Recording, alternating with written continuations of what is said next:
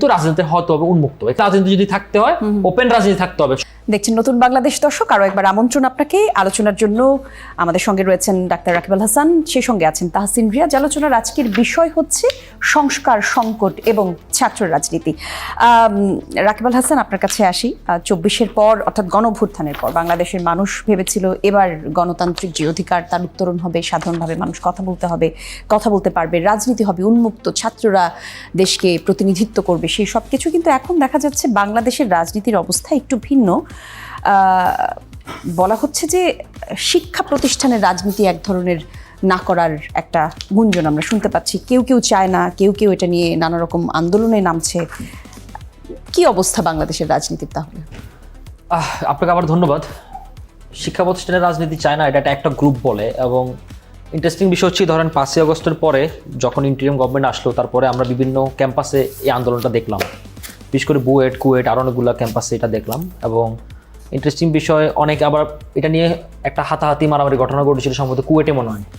তারপরে ইন্টারেস্টিং বিষয়, আবার কয়েকদিন পরে দেখা গেল যারা এই আন্দোলনগুলোকে লিড করতেছে যে আমরা ক্যাম্পাসে কোনো ছাত্র রাজনীতি চাই না, এই চাই না, সেই চাই না, পরবর্তী কিছুদিন পরে দেখা গেল জামাত শিবিরের কমিটিতে ওদের নাম আসতেছে এবং পত্রিকার নিউজ হচ্ছে অমুক বেরিয়ে আসলেন, অমুক সামনে আসলেন, অমুক প্রকাশ্যে আসলেন। তো এটা তো আসলে মানে এটা আসলে কোন জায়গায় যায় ঠেকে জানি না। আমি ধরেন পার্সোনালি আমি কখনো, যেহেতু আমি ইন্টারন্যাশনালি প্রায় 10 বছরের বেশি আমি ইন্টারন্যাশনাল ইউথ লিডারশিপ কনসেপ্ট নিয়ে কাজ করি, তো বাংলাদেশের প্রেক্ষাপটে আমার কাছে ছাত্র রাজনীতির অনেক অবদান আছে ডেফিনেটলি।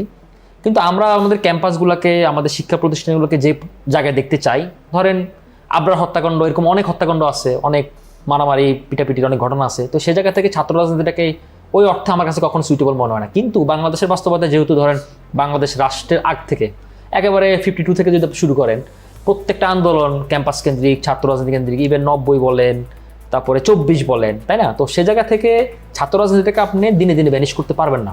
কিন্তু রাজনীতি হয়তো হবে উন্মুক্ত। এখানে আপনি উন্মুক্ত রাজনীতির মাঝখানে যদি গুপ্ততার চর শুরু হয়, এবং গুপ্ততার বিষয়টা খুব ডেঞ্জারাস জিনিস। ধরেন আপনি শুধু নিজের খোলসটা বন্দি করো না, আপনি কিন্তু আরেকটা দলের ভিতরে ঢুকে তার মেকানিজম, তার রাজনীতিটাকে নষ্ট করতেছেন। তো সুতরাং রাজনীতিটা এই কারণে আমি মনে করি, ধরেন এখনো সরকারের, আপনি যে প্রশ্ন করেছেন, সরকারের পক্ষ থেকে কিন্তু এই কথা কখনো বলা হয় নাই যে ছাত্র রাজনীতি বন্ধ করে দিতে হবে, শিক্ষা প্রতিষ্ঠানগুলোতে রাজনীতি চলবে না। এটা একটা গ্রুপ বলে, আবার সেই গ্রুপটা কয়েকদিন পরে আবার নিজের খোলসটা খুলে সামনে আসে। সুতরাং আমরা মনে করি যে রাজনীতিটা হবে উন্মুক্ত, এবং যারা যারা ট্রেডিশনাল রাজনীতি করে, রাজনীতির এক্সারসাইজ করে, তারা যেন উন্মুক্ত কমিটি থাকে, তার যাদের যাদের নিবন্ধন আছে তারা উন্মুক্ত কমিটি থাকে। কারণ দেখুন, নিষিদ্ধ কোনো সংগঠন না, নিষিদ্ধ সংগঠনটা অন্য হিসাব, তাই না? এখন নিষিদ্ধ সংগঠন তো রাজনীতির অধিকারে নাই। কিন্তু ব্যাপারটা হচ্ছে কি, যারা মেইন স্ট্রিম পলিটিক্স করে, প্রত্যেকটি দল কিংবা সংগঠন, সামাজিক সংগঠন বলেন, সবারই একটা উন্মুক্ত পরিবেশ থাকা উচিত এবং উন্মুক্ত থাকা উচিত। আপনি দেখেন কিছুদিন আগে তিতুমির কলেজে দেখলেন বোরকা পরে আন্দোলন করতেছে যে তারা চায় না। আবার 10 দিন শেষ করে সেখানে আবার বলে যে হলের রাজনীতি চাই না, কিন্তু ক্যাম্পাসের রাজনীতি চাই। তো এটা আবার কেমন জিনিস? সুতরাং আমার কাছে রাজনীতি যদি থাকতে হয়, ওপেন রাজনীতি থাকতে হবে, সবার জন্য রাজনীতি উন্মুক্ত পরিবেশ থাকবে। তাহলে হয় কি, ধরেন রাষ্ট্রে গুপ্তচর ভিত্তিক কিংবা রাষ্ট্রকে আনস্টেবল করার কোনো ইন্টেনশন থাকবে না। কারণ একটা সরকার কিন্তু জননিরাপত্তার পাশাপাশি তার এক্সটার্নাল সিকিউরিটির বাইরে তার ইন্টারনাল সিকিউরিটি খুব জরুরি। সুতরাং এটা তার ইন্টারনাল সিকিউরিটির জন্য হ্যাম্পার করে। ধন্যবাদ।